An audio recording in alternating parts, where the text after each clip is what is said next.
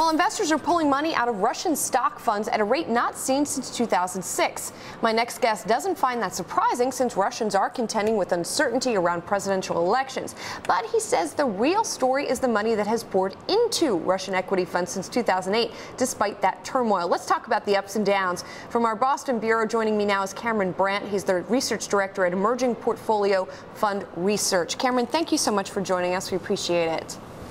You're welcome. So let's talk first of all about the dip that we have seen more recently, that pullout from Russian funds. What seemed to be the catalyst for that?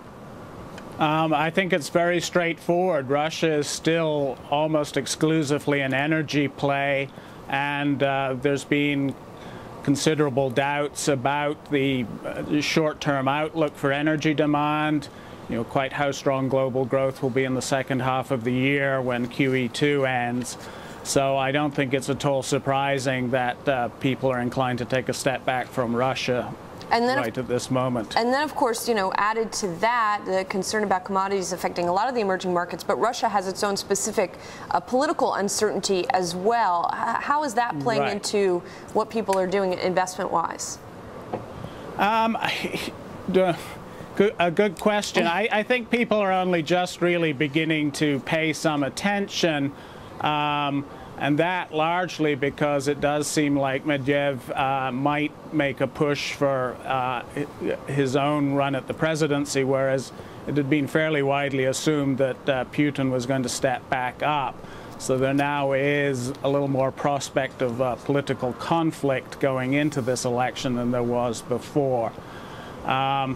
But I don't think that is going to do too much unless it gets really bloody. I think the bigger question for investors is that Russia is still so heavily dependent on energy, and that inflation is beginning to crank up again, which suggests that you know, none of its structural issues have really been resolved.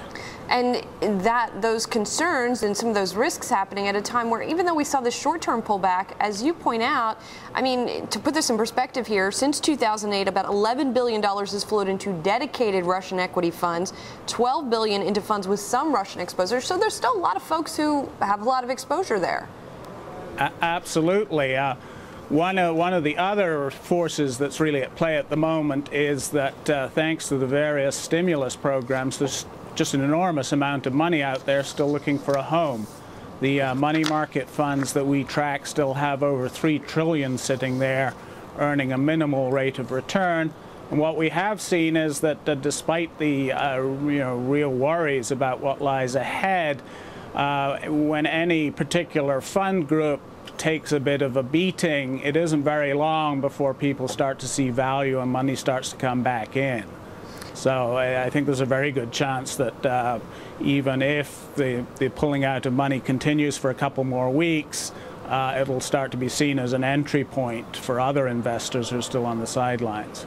And Cameron, just very quickly here, how much of what's happening in Russia is being mirrored in the emerging markets world as a whole, in terms of folks pulling money out?